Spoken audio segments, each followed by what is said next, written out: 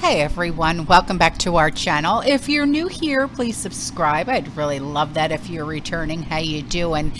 In another episode of Have We Learned Nothing from History, two governments in the past couple of days have decided to take the high prices of food into their own hands. Justin Trudeau, the Prime Minister of Canada, wants to heap more taxes on grocery stores to punish them for high prices. And Chicago's Mayor Brandon Johnson has proposed city-owned grocery stores. Some other times, the government has taken control of the food supply. Historically, it's the beginning of the end for people when the government begins to interfere with food pricing, production, distribution. Just look at some of the rules that were established in Venezuela that led to widespread hunger.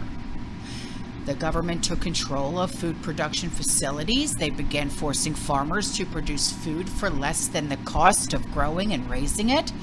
They rationed food to families. They even began to track people who were growing their own food.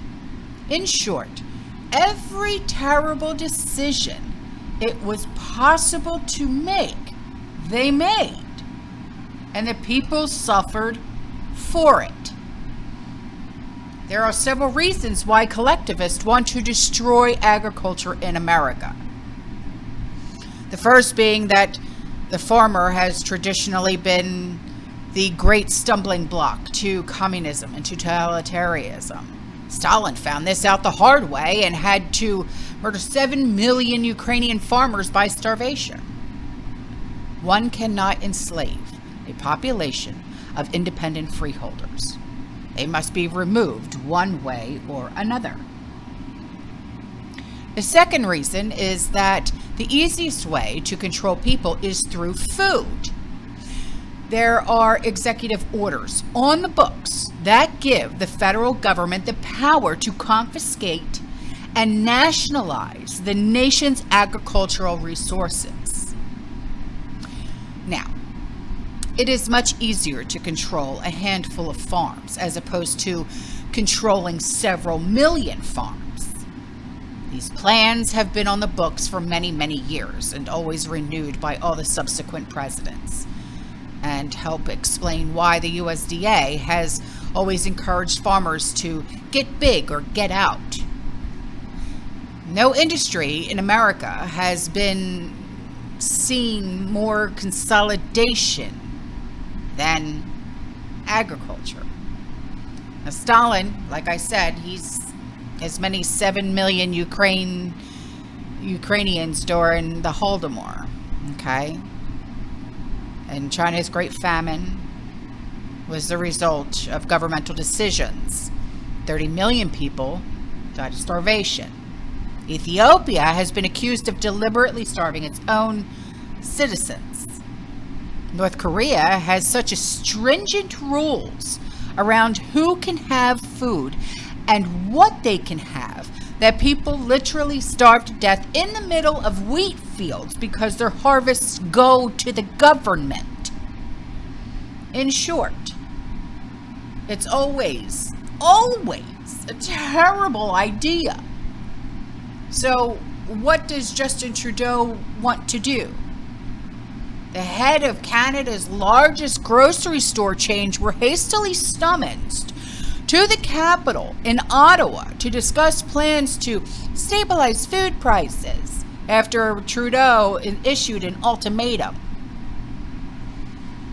Now, the meeting was the result of Trudeau declaring that he was summoning top officials from Loblaw, Metro, Empire, Walmart, Costco, to begin discussions to address what a House committee has long been studying: the escalating price of groceries in Canada. They're escalating everywhere, not just Canada. So Trudeau's ultimatum was come up with a credible plan by Thanksgiving, or he'll consider using the tax measures in order to restore the grocery price stability that Canadians expect. Well, such actions must not negatively impact small suppliers or the price that farmers receive for their products, nor should they impact pricing mechanisms as determined by supply managed industries. Even Champagne's office said that elaborating on the government's expectations, that Trudeau seems to think that the stores are rolling in the money. And Trudeau said, food is too expensive for so many families. And said, given these major grocery chains are making record profits, he plans to hold them to account. Well, of course, putting it solely on the backs of the grocery store chains without also including producers means that the stores will lose money. And what happens when a product line is not profitable? Oh, well, they stop selling those products, right? So what could possibly go wrong? Meanwhile, in Chicago, stores like Walmart's, Whole Foods, they've shut their doors in certain neighborhoods, creating food deserts. Well, Mayor Brandon Johnson, he's got a plan for that. Spoiler, it's not tackling the high level of crime. Oh, no. Because that's actually what caused this mass exodus in the first place. One explanation could be the shoplifting epidemic taking over America, which has been seen the retailers struggling to cope with the consequence. Less pilfering, stripping them of revenue. That's also led to the closure of Landmark grocery store in Baltimore that shut its doors after nearly 25 years. Now, experts have blamed the surge of tax policies, or lax policies, not tax policies, and taxes too, but I'll go on. So, including the passage of Prop 47 in California, which reduced theft from a potential felony to a misdemeanor, as well as calls to defund the police in 2020 following the mishap with George Floyd, which resulted in a mass exodus of cops nationwide. So then you have the atmosphere that has made retail-laden cities like New York and San Francisco and Chicago a shoplifter's paradise. And according to Chicago police departments, thefts are up 25% year over year. Robberies are up 11%. Illinois is one of the states that has shifted to a state with crimes that don't require cash bail for criminals to be released after they've been apprehended. Anyway, back to the plan. So, Brandon Johnson said that he wants to open city-owned grocery stores to serve the neighborhoods that have become food deserts after 4 Walmart stores and Whole Foods stores have closed. So Johnson announced last week that his administration would partner with the nonprofit advocacy group Economic Security Project to put stores in underserved areas in the city. Well, local Republicans are not pleased. Republican politicians in the Democrat-run city, Windy City, blasted the plan as something out of a Soviet-style central planning. Take all the problems and the private chains that face, in low-income areas. Then add in amateur management by bureaucracy, Chicago-style political corruption in hiring and contracting, and a limited range of products. And that was said by Steve Bolton. He's the chairman of Chicago Republican Party. Then you have private chains that just pull out of neighborhoods. Why? Because the city stores that have a better police protection than lower prices and subsidized by the long-suffering Chicago taxpayer. Then you have food deserts, because they do exist in Chicago neighborhoods, but the answer is promoting capitalist prosperity and stopping crime, not injecting more socialist dependency. But again, what could possibly go wrong? We're seeing a concerning trend these days, and governments are getting way too big for their britches. They want to control every facet of your life, up to and including how much a business can charge you for food that you can eat.